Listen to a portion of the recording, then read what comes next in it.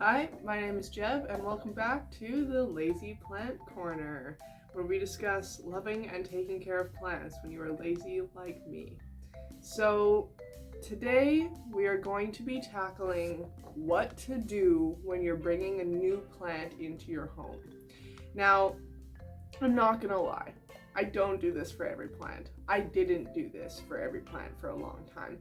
But there are a few things that you can do before bringing a plant into your home to prevent bringing in pests, diseases, and decay. Okay, so those are the three things that we are going to be looking at today and what we can do to prevent them and treat them if we find them on a new plant. So the two plants I'm going to be talking about today are this beautiful Calathea MacLeod. Oh no. Hi, we're back. Sorry about that. There was a fire thing. It goes off all the time. I don't really know actually what it is, but it's a test for some fire system thing. Anyways, getting back into it. So the two plants we're going to be talking about today that I just purchased and am bringing new into my home is the Calathea MacLeod, or the peacock calathea, which I think is so beautiful. And if you know me, you'll know that I tend to stay away from calatheas and marantas because of how finicky they are, and I'm just not super drawn to a lot of them, if I'm being honest. But I love the way this one looks. It's so beautiful, and it's just very intricate, and I love it. And so this is the first plant, and the second plant we're going to be dealing with is this lovely pothos, pearls, and jade. And it's got some pretty long tendrils on it, which is really nice. It comes in a hanging basket. And so what we're going to be doing with these plants is we're going to be treating them with a neem oil spray to prevent any pests that could be coming into the home. Also, I just want to showcase this area on the back that is completely white. The stem is white too, and I think that's just so cool. The leaves are so beautiful. The rest of the leaves are really beautiful too, but that spot in particular really caught my eye. So we are going to be spraying both of these plants down with neem oil. And we're gonna just go over a little bit about neem oil before we really get into it, because I feel like neem oil is kind of one of those mystery products that some people have heard of but don't know anything about, or vice versa, have known stuff about it but they haven't ever seen it or whatever. And that's kind of the case for me. So neem oil is really hard to buy in, I believe it's in Canada in general. I don't think it's just in my province, but unfortunately it's not regulated to be sold as a houseplant insecticide, and as such it can only be sold for its original medicinal purposes. So it is sold in health food stores and local organic markets and stuff like that, but it's not sold in any nurseries. And as that being said, I can't buy it in a pre-diluted spray. I have to buy it in a concentrate form and then make my own spray, which is totally fine. I don't mind making my own spray, but just wanted to put that out there. You can get it in a pre-diluted spray or in a concentrate. I would say the concentrate is probably a bit of a better way to go, just because you'll be getting more bang for your buck. I can't compare prices, like I said, regionally. I can't buy it in a pre-diluted spray anyways, so, but just know that, yeah, it might be worth it to just buy the concentrate and make your own stuff. So I want to talk about first, neem oil is a plant-derived oil that is pressed from the seeds of the neem tree, which is native to India. And we get that oil, and it's, first of all, it stinks. I just want to say it stinks, okay? It does not smell nice. I do not recommend taking a good old whiff of this if you just happen to feel like it. Try to keep your nose away, but the other stuff we mix into it really helps. So I'll just quickly talk about what I do to prepare my neem oil spray. So this is my neem oil spray here. and I bought a jug of diluted water to keep it in. Mostly I would have just bought like a jug and used regular tap water. I don't care that it's diluted, but I just did it because it was the closest and the cheapest to me rather than going to the thrift store and hunting for a container to hold it in and blah blah blah blah. So I take a thing of diluted water, I pour a little bit of the diluted water out. I just saved mine in my watering bottle to continue to water my plants, so I'll water some more plants later today probably. And then with the empty space, you're just going to leave that in the big container and then fill up a separate container full of water, approximately as much as you took out, and 1 tablespoon of neem oil and 1 teaspoon of Castile soap. I use Dr. Bronner's, but you can use any soap. You can even use dish soap, like regular dish soap, Dawn or whatever. You don't have to use Castile soap, but Castile soap is recommended because it doesn't have any additives and it is a concentrated form of soap. So mix those two things together. The soap helps to emulsify the oil because, as we know, oil and water don't mix. So you need to emulsify the oil into the water so that emulsify means to mix, so that it all mixes together, the oil, the soap, and the water.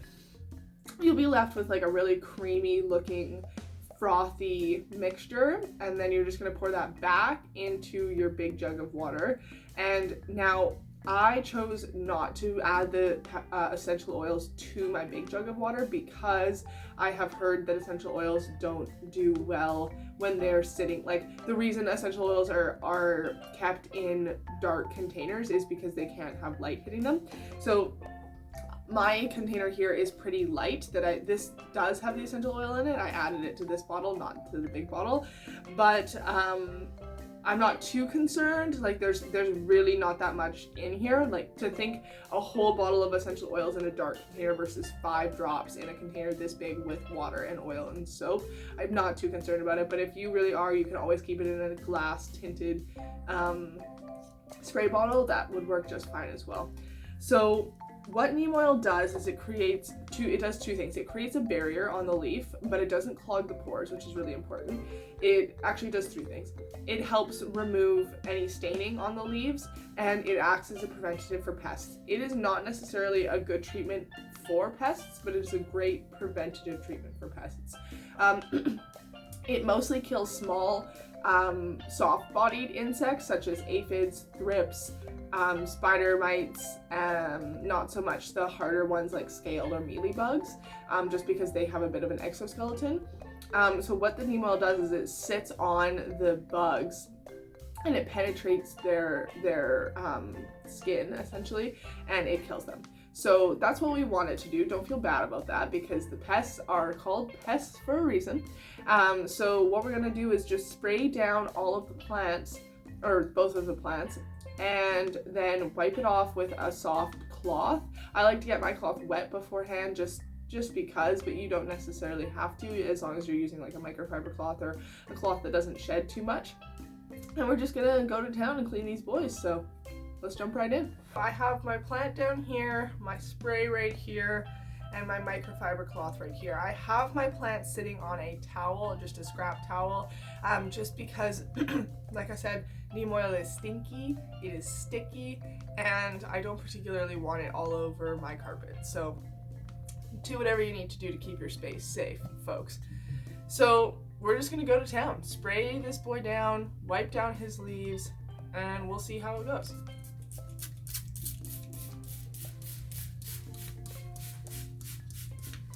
You want to spray the leaves until they're dripping.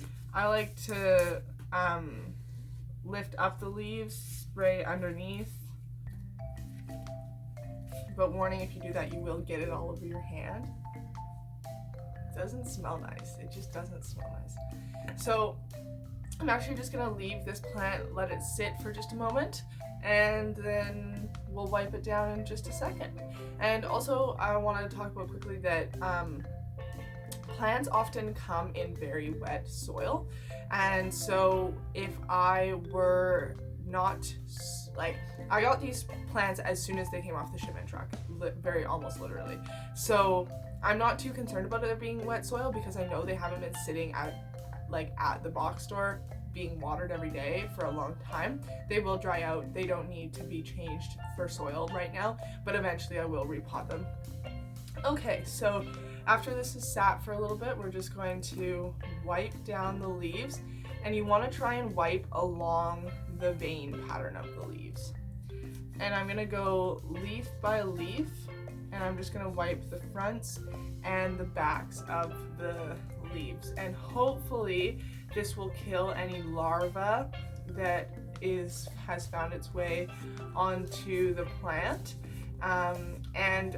You can also spray the top of your soil. I like to go like kind of methodically in a pattern with my plants, so because this plant is kind of layered in tiers and it grows up, I'm going to start with the top leaves and just work myself around in a circle until I get all the leaves front and back. And it's really important to make sure you're wiping down and spraying the backs of your leaves, okay? I see a lot of these videos where people are only spraying the tops of your leaves. That is not where pests hide. Some pests, yes. Thrips, yes, absolutely. They will be all over your plant in any position, but a lot of plants, spider mites specifically, tend to hide on the underside of leaves. So you just want to make sure that you're being diligent and getting in all of the crevices of your plant, because if you don't, you could be sorry later. And that's not to say that these things aren't treatable later, right? But we're trying to prevent a bigger job down the line than needs to happen. I let my insecticide sprays drip down the stems of the plant, just to cover the stems too, because it's kind of hard to spray and like wipe down the stems. So I let it drip down on its own, do its own natural thing, and that seems to work pretty well for me. I don't really have any issues of finding pests on stems of plants. I more so just have problems finding pests on leaves of plants. So hopefully what we're doing today will prevent that. And I'm so excited to show you guys how this looks afterwards too, because like the MacLeod was pretty shiny before, but now it is just so beautiful and almost iridescent. Like, oh, it's just gorgeous. I love this plant so much. It's really important if you are doing a neem oil treatment or any kind of insecticide treatment that you're doing it not in burning sun, because if you spray your leaves and then you leave it in the sun, you could create burns on the leaves from the chemicals in your insecticide spray, or just from water even can leave burns on the leaves. But nonetheless, this is looking pretty good, and I'm not going to be leaving it in the sun, so I'm not worried about it, even though I'm doing it during sunlight hours. Kind of safer to do in the winter, in the evening in the winter, but do it all year round. Okay, so this is the MacLeod. You can see just how beautiful and shiny and glossy these leaves are. They look like $1,000. I am so thrilled with how this turned out.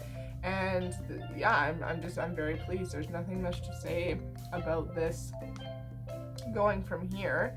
I'm just gonna kind of set it to the side and work on the next one.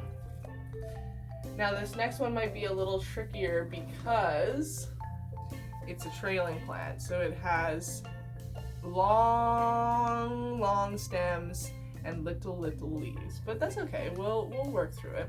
So I'm just gonna take off the hanging part. Okay, perfect. And now my plan for the pothos is a little bit different, because I can't get in to wipe down each of these leaves individually.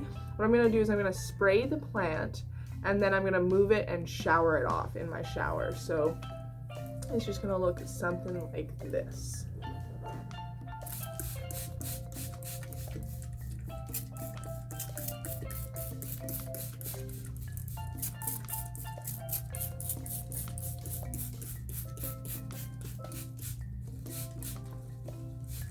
Make sure you're really getting in these leaves, all underneath.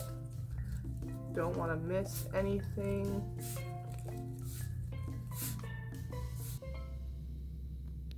So I have my neem soaked plant here, and I'm going to rinse it off in the shower, being careful not to super soak the soil because it's still pretty wet, like I said, from being watered at the nursery.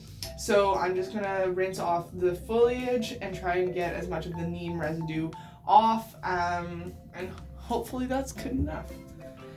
I want to make sure that your water temperature isn't too cold but also not too hot.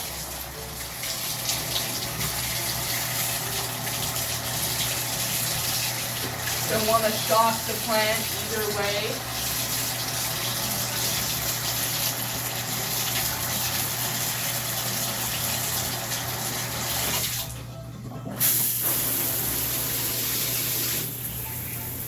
Okay, so I'm going to start with the long tendrils.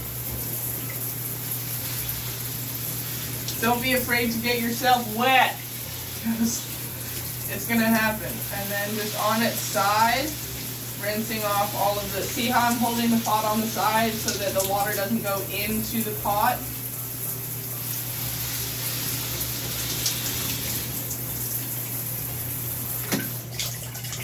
And that's really all you need to do. It's pretty simple. And I'm just going to let this one dry in here for a little bit, and then I'll come get it later.